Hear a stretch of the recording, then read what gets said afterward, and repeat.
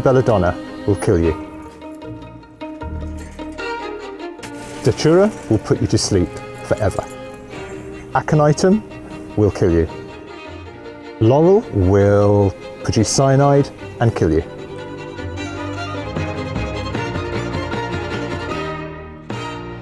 Every plant here in the poison garden is poisonous and has the ability to kill you. My name's Trevor Jones and I'm the head gardener of Alnwick Garden. This plant is giant hogweed. It will get up to around about 8 foot high. It's phototoxic, so will burn your skin and give you blisters for up to 7 years. This garden is set in the wall garden of the old castle in Northumberland, UK. We would have around about 95 plants, and we're adding to the collection all the time. This plant is Aconitum, or monkshood. Wonderful blue flowers, but the whole of the plant is poisonous. The berries, crushed up and fed to you, will kill you. The leaves themselves will kill you also, as will the root and the stem. We have to obviously maintain the garden, so we have to tend the plants, and when we do that we have to be very careful of the way we operate. So we have to cover some of our skin when we deal with particularly dangerous plants. This plant is laurel. It produces cyanide, and we all know what that'll do to you. So it was the brainchild of the Duchess of Northumberland. So rather than having a herb garden, she decided to create more interest and have a poison garden. They're very, very common plants. In fact, a lot of them are what we call cottage garden plants, and they're grown in many people's gardens, but people don't know how harmful they actually are. This is a Belladonna. 4 berries are enough to kill a child. People are intrigued by poisonous plants and often very worried when they come out because many of them will be growing these plants at home. They don't realise the powerful impact plants can have on us as humans. Is it something that you find fascinating? Definitely. Why? It's a good way to get rid of your wife. I don't know.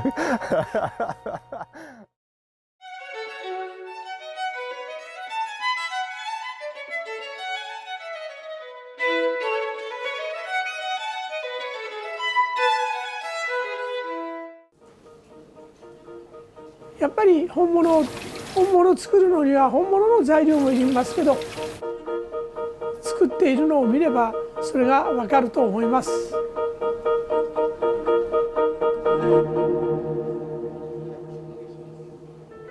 私の名前は佐々木豊です。この道に入ったのは18からです。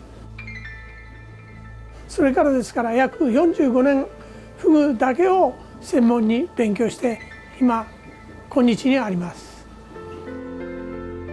本物の味を作るのには最低10年は必要だと私は思います。メスにもオスにも毒はあるんですが、でもオスにもメスにも血がありますから、血と一緒に混ざってる無色透明のテトロドトキシンっていうのはいけないわけなんです。フグを食べるっていうのは贅沢。食べたことのない人もたくさんいると思います。だからやっぱり一度はフグを食べてみたいっていうのは気持ちだと思います。貝の味説明しようがないんですけど、やっぱり美味しいこの上もない、口に入れて、優しさがあるし脂がなく、フグの場合には総合芸術で器も素晴らしいものを使えばそれだけ、際立つし、ただ作ればいいっていうのと作業と仕事の違いで、本当に人の命を預かって料理するものですけど、絶対に安全なものです。作っているのを見ればそれがわかると思います。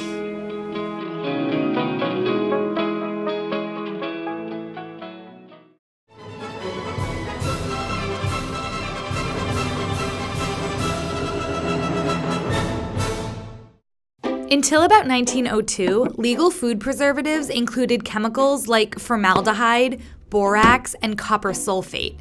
That is, until one guy organized a poison supper club to stop it and became the father of the FDA. Okay, here's the story. In order to keep food looking fresh, food manufacturers used a slew of chemicals. Copper sulfate, a common pesticide, made canned peas bright green. Borax and formaldehyde were packed with meat to make it appear fresher. At this time in our history, there were no true food regulations. You didn't need to label your ingredients. There was no safety testing, no monitoring. Cue Dr. Harvey W. Wiley, a chemist with the crazy idea that these chemicals had no place in our food.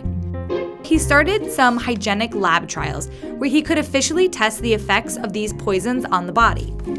It was easy to get the chemicals, but he needed the bodies. And that's where the Poison Squad came in. The first 12 members of the Poison Squad were volunteers from the Department of Agriculture, and they volunteered to eat his poison food for 6 months so he could track the effects it had on them. Each day, the menus would change, and Wiley's volunteers never knew which poison they were consuming. A dinner at the Poison Supper Club might look like this: applesauce, soup, turkey, canned string beans, sweet potatoes, white potatoes, chipped beef, bread and butter, coffee, rice pudding, and a little borax. Throughout the trials, Wiley noted signs of acute poisoning, including upset stomachs, nausea, diarrhea, vomiting, kidney damage. You know, things that happen when you get poisoned. And this did not stay hidden. The press caught on, and in 1906, the first food regulations were passed. This ultimately led to the creation of the FDA. So thanks, Dr. Wiley. Our food is so much better without all that borax.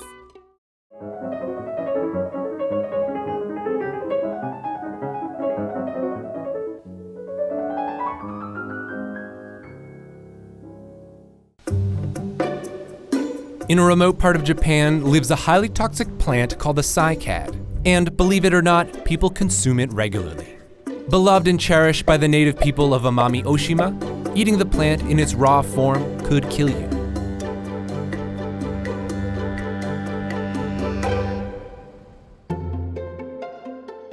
Amami Oshima is home to hundreds of types of toxic plants. The cycad has been a staple crop on the island for generations. Because it is so poisonous, locals take the necessary steps to make the plants safe for human consumption. 名前は和田明穂と言います。先人たちの作り上げてきた食文化というのをね、継承していきたい。ソテツはね、ものすごく長い歴史があるんです。水もいらない。非常にしつこく生えているというかね。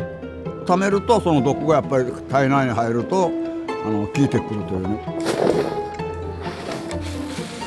いろんな経験をしてね、何が一番良かったかということが積み上げられてきたのがこのいわゆる毒さらしのさらし方の方法だと思うんです。 Through the process of fermentation and drying, the poison is extracted from the plant.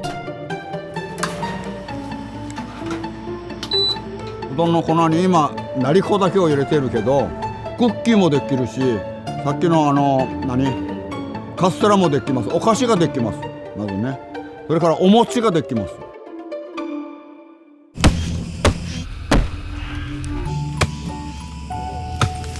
この集落ではソテツの幹と芯ともう全体ですよね。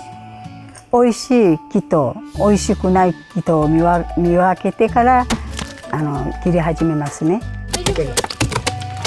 取ってきたらその摘みを一を取って全部赤いのを全部取ってから幹と軸に分けて天日干しをします。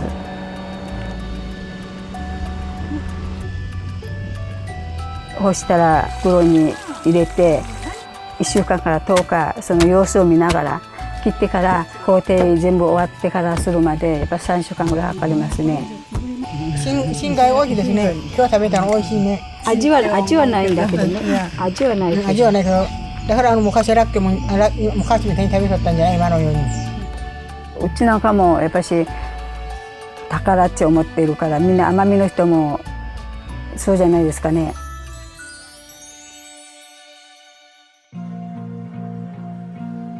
非常時飢饉島民の命をつないだ殊勲賞だ。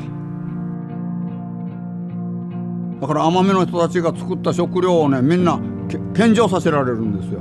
大官がするんだ、みんなに指示をしてね。それである程度米がなくなった頃にソテツの実を補充して食べて、上をしのぐというね暮らしをしておったんですが、しかもこのナリというのは毒があるので、これを食べるのはやっぱり生活の知恵ですよね。何よりも島民に奉仕をしてくれた、褒めるべき称えるべき植物だと思ってます。私は文化として考えてるから大事にしてるんですけどね、文化として引き継ぎたい、そのことが私の生きがいにつながるんです。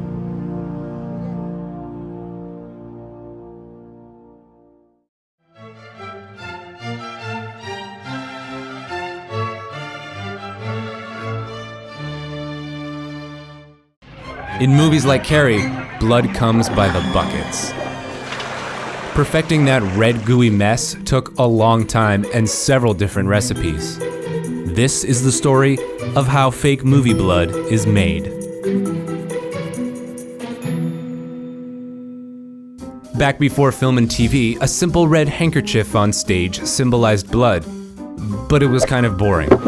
So some theaters upped the ante by boiling a bug known for its red pigment. They used the cochineal bug because it creates red dye. When black and white movies came along, pigment didn't matter, so Hollywood simplified things by using chocolate syrup. Then in the 1930s, when black and white movies turned to color, Hollywood needed a new blood trick. Enter John Tyngate, a retired pharmacist living in England. He concocted the most realistic-looking blood yet, called Kensington Gore, using a combination of mostly golden syrup, food coloring, corn flour, and water. The most famous of the blood recipes, though, comes from a man named Dick Smith. He came up with something on par with a Julia Child recipe. The catch? His recipe was poisonous. One ingredient, KODAK PHOTO-FLO, is deadly when consumed. So people started replacing the poison with creamer and other items that won't kill you. Today, a lot of the fake blood you see on screen is computer generated. But if you want to be legit, it should be poison or bugs.